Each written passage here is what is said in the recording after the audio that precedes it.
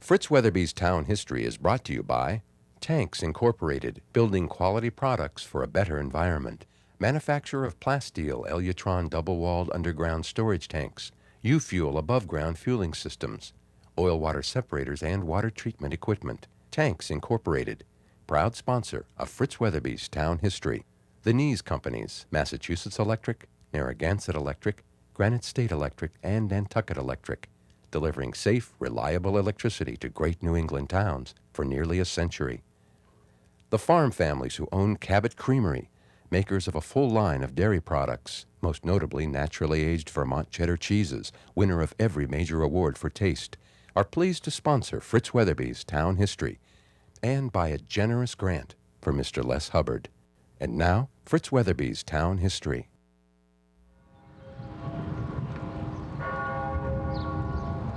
It is a small town, less than 3,000 people, tucked away in the New Hampshire countryside.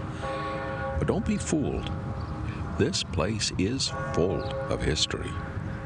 Louisa May Alcott lived here back in the 1850s. She and her family, in a house that still exists.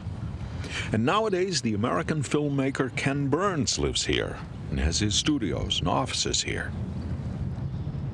Behind me is where Louisa May Alcott and her sisters used to put on plays in the attic. And it is in that house that James Michener wrote his great American novel, Hawaii. Much of it is based in this town. Jerusha, his principal character, came from this town in the novel. And he says there was a village church, glistening white in its pre-revolutionary splendor, the massive houses, the giant elms, the marvelous green common. This is Walpole, and Walpole is the subject of today's town history.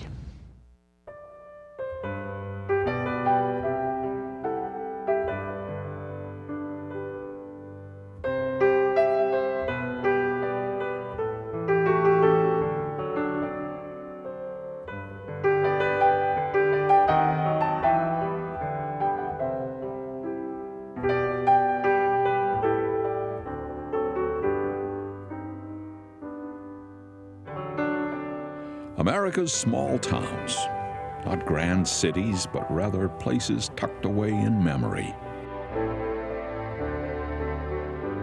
This program is about these places and the people who live and have lived here.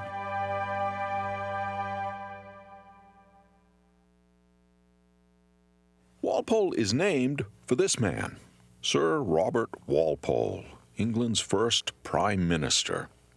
Many towns in New England were named for English peers because their charters were granted by the Crown. Sir Bobby, of course, never visited here. The town is located on the Connecticut River, 38 miles from the Massachusetts border.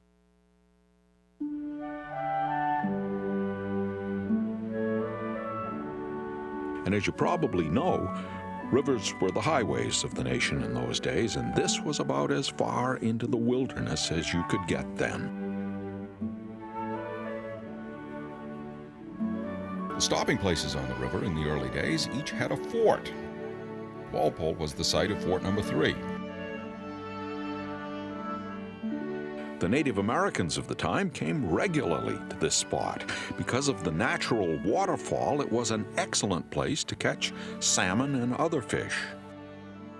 The town itself was chartered in 1752.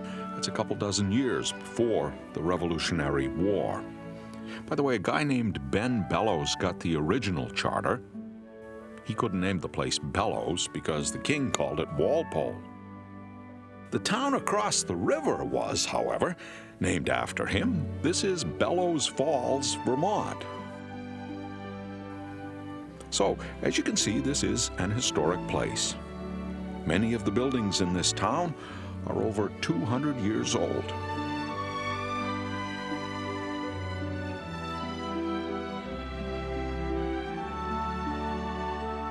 This is the old Walpole Academy School building.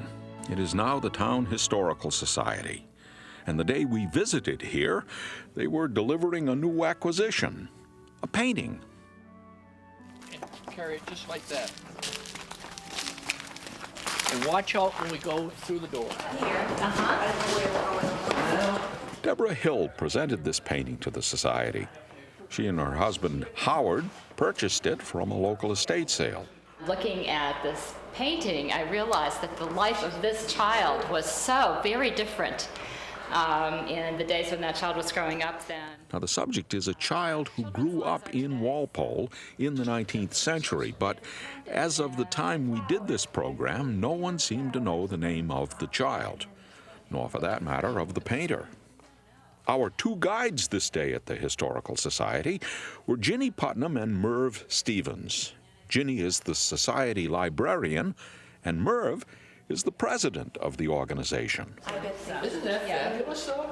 Merv gave us a quick tour of the second floor. Well, most of this stuff is from collections that people give us, that people find in their barns.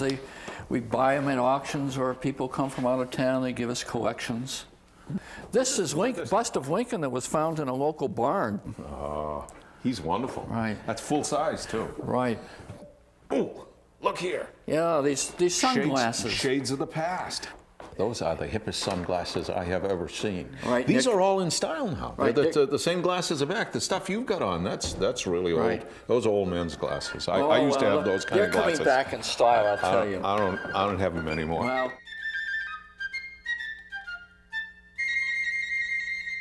and this was dug up out of an old agricultural field. They were plowing down along the Connecticut River.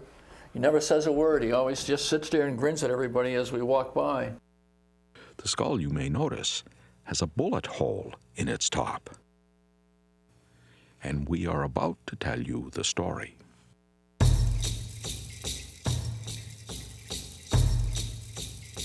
Back in 1755, a guy named John Kilburn, along with his wife and son, were working their farm just north of the town when they looked up to see hundreds of Indians surrounding them.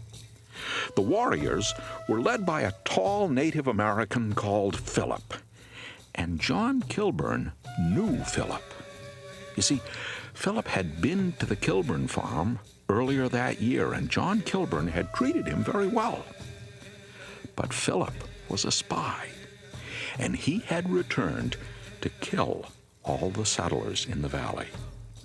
And then they burned the cornfield and fired on the cabin.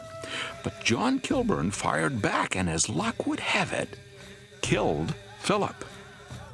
Philip was buried right there on the spot in the field, and the tribe retired and never attacked Walpole again. John Kilburn, by the way, is buried in the Walpole Cemetery. A monument marks the spot, and here's his grave. Now about the skull. In 1888, this skull was plowed up in a field just south of the Kilburn farm. Many thought it was Philip. If it is, he had been in the wet ground out there for 133 years. So I leave it to you.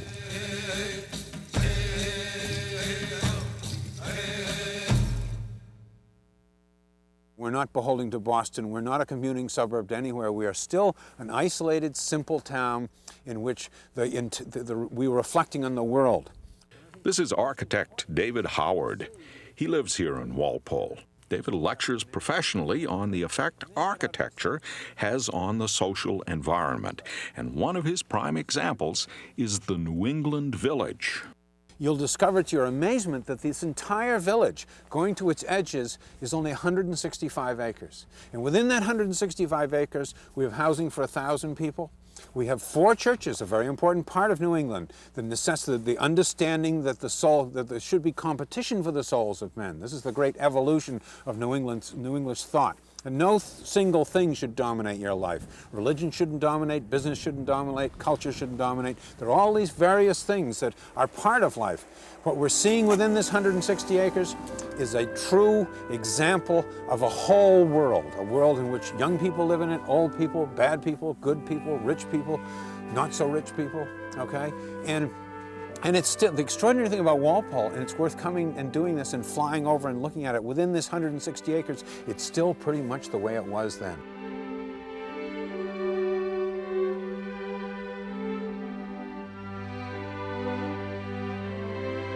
That's the great feature of New England. They did this without legislation. They did it without forcing other people to do it, because that was the most important part. A group is a group because it agrees to be a group, not because it's forced to be a group.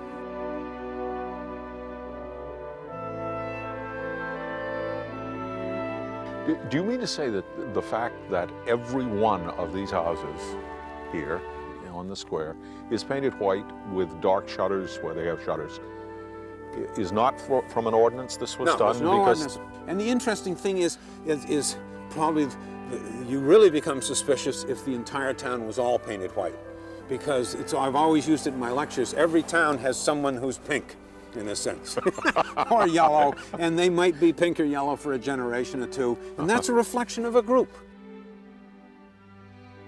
One of the great things, again, about New England is they were conscious of building units that had a great deal of flexibility. There could be an individual old maid living there, renting out rooms that could be turned into a gracious, wealthy person's home. It could evolve into a bed and breakfast. It could be a doctor's office. One of my favorite buildings, of course, to visit is to go see Ken Burns' studio. And here's a building that has no distinguishing features that tells you they're making major movies there, and they've taken a house and made it into a movie-making facility. The element of American society happening right here. I mean, this is a perfect example of if you sat here and read the preamble to the Constitution or the Bill of Rights and looked at this while you're doing it, you would find the core of American ideas right in front of you. Jeez, I want a marching band! And this is my lecture, you see? There's the town hall, there's the Congregational Church, you see? This is the common. You know, just a few yards down from the Walpole Common, walking distance, is this beautiful home, which once belonged to Stephen Roe Bradley, who was a Revolutionary War general, and it was Senator Bradley who introduced a bill making the American flag have 15 stars and 15 stripes. Did you know the American flag once had 15 stripes? Well, it did, and that was because Kentucky and Vermont had been admitted to the Union. And it was this flag with 15 stripes that flew over Fort McHenry during the War of 1812 and inspired Francis Scott Key to write the Star-Spangled Banner.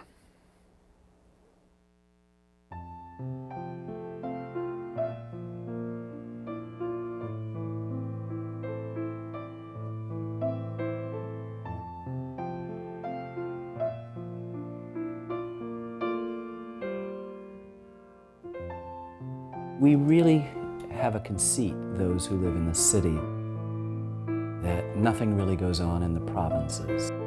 We're aware of the famous New Yorker cover that places nothing between New York and San Francisco and then China. But in fact, all around this country is where we grow the talent of our country and where it finds as vibrant expression as in the great cities. We need both.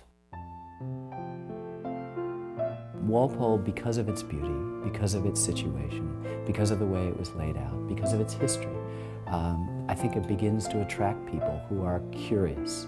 And that curiosity expresses itself in great chocolates, great orchards, and great writing, and we hope great filmmaking. Here in Walpole, Ken created his Civil War documentary, as well as most of his other films that have become a part of the nation's consciousness. And what is the reaction of this small town to this man with a worldwide reputation? I've always said that all of my so-called celebrity and fame, plus 50 cents, gets me a cup of coffee in Walpole, New Hampshire.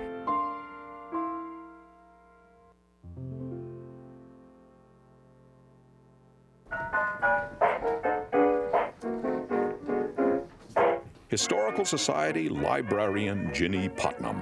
This telephone booth was used here in town, down on Westminster Street in what we called the telephone building.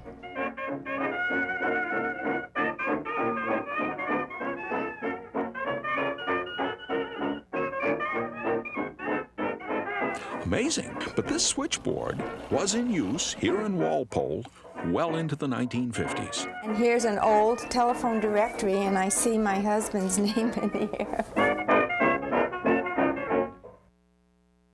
This was a stand-up desk that was in the Buffum store here in town in 1816. And what did Buffum sell?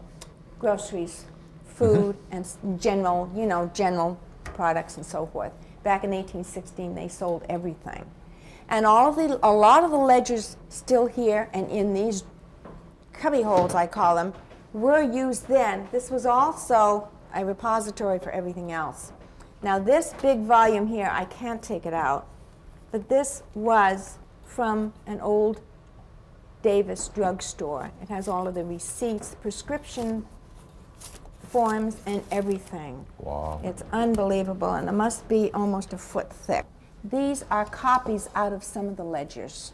Oh, I see. So that you can see what. Yes, without see opening exactly the books. What prices have we there? Very nice prices. All right. Here's 2 pounds of nails, 22 cents. Mm-hmm. The charge of making 2 gates, $3.50. Oh. See, they did everything.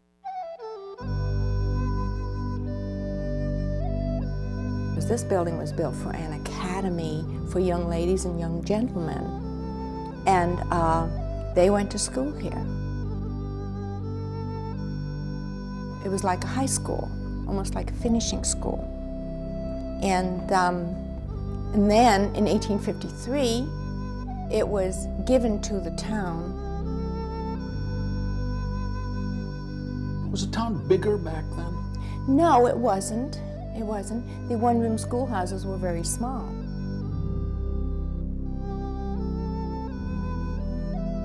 There were not only Walpole students that went here, but students from surrounding towns came here to go.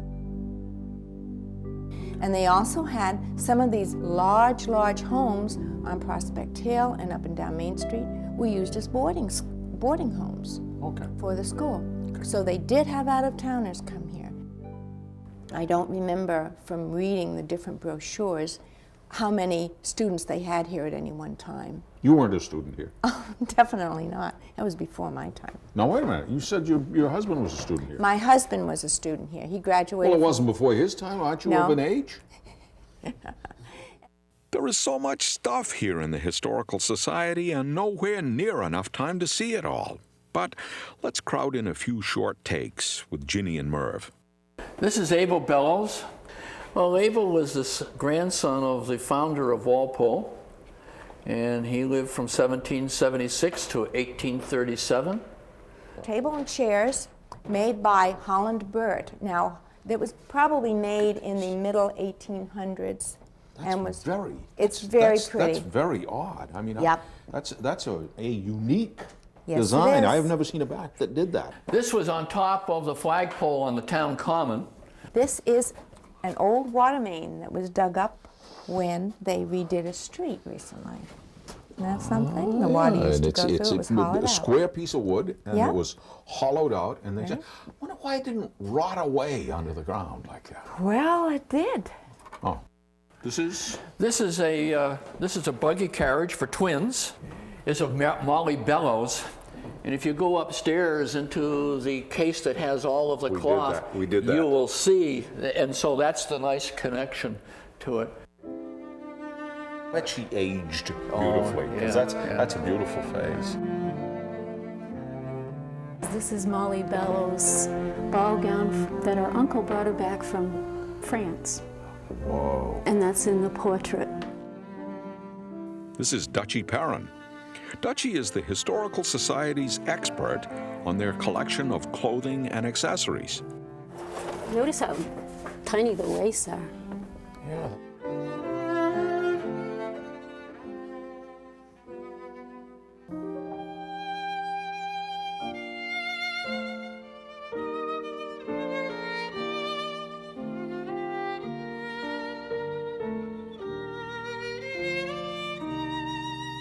It is, isn't it? Well, that's kind of nice, yeah.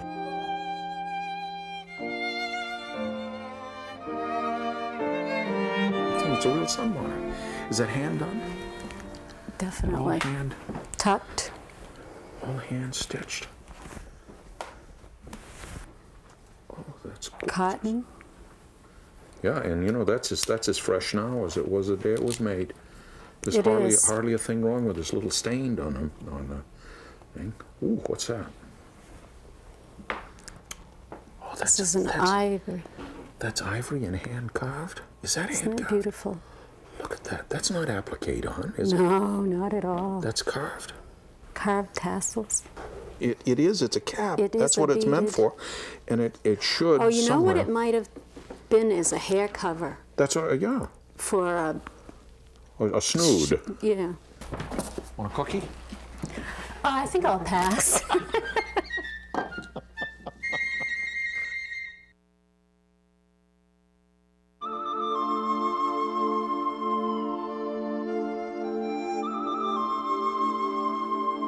The town of Walpole is located here generally for two reasons. One is because of the water power from the Bellows Falls, and the other is because of the rich farmland here in the Connecticut River Valley.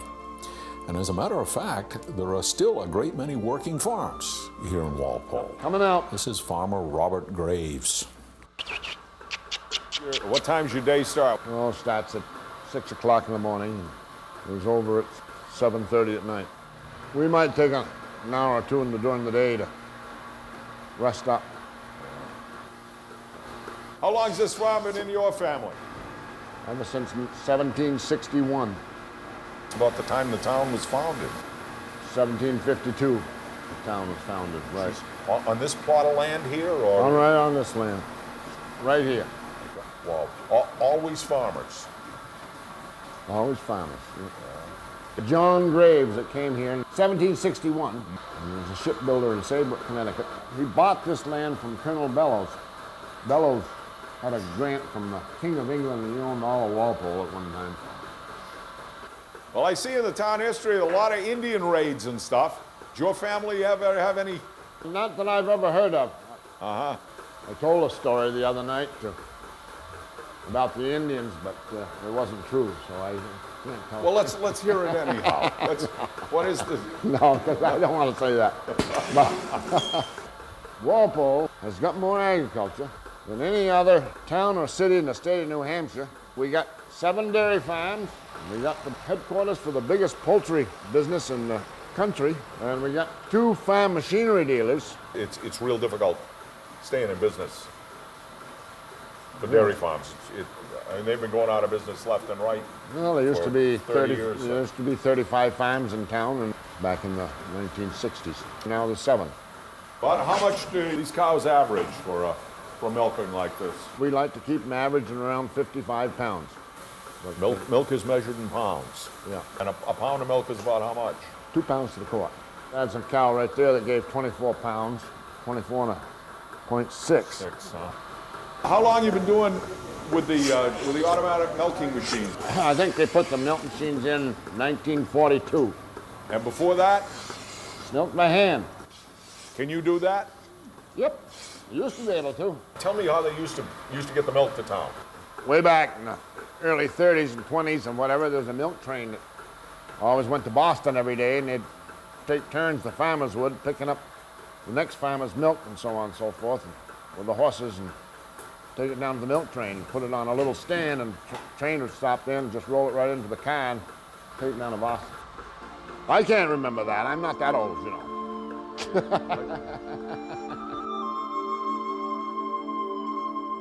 This family has farmed this land for 240 years. Granddaughter Kate and grandson Sam make it 10 generations of Graves that have lived here. Farming is it's a good life.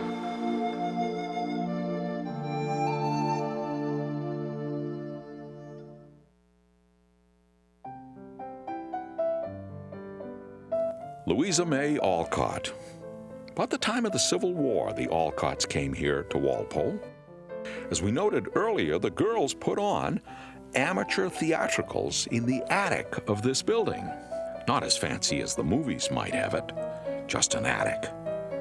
Nowadays, the floor has been broken up into rooms. But for a number of summers and some winters as well, the Alcotts lived in this house, now an apartment building. Louisa's mother's brother owned the property. Bronson Alcott was Louisa May's father, and according to the Walpole town history, a very lazy man. People around here didn't think much of him. As for his daughters, this from the town history. His 4 daughters were rather attractive girls, somewhat large in bone and flabbily plump. I know my brother, Dr. Alfred Hosmer, rather a bright man, always used to speak of them as watery vegetables. The reader is Bill Perrin, local history teacher. Lizzie, the 3rd daughter, died here of consumption, I think after a long illness. I can remember little about her, but she had the reputation of being a very sweet girl. Yes, Walpole, New Hampshire, not Concord, Massachusetts, is the town where Lizzie died. Lizzie was, of course, the model for the character Beth in Little Women. Miss Louisa Alcott was a great novelist in her way, having almost unequaled power in describing the character and characteristics of the people she met in her ordinary life.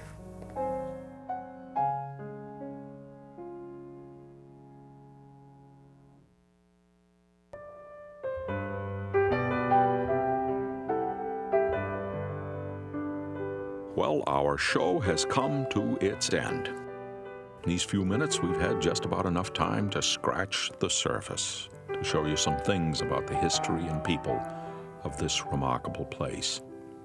About the Indian Raid and Louisa May Alcott, about Ken Burns and James Michener, and the reasons New England villages were created in the first place.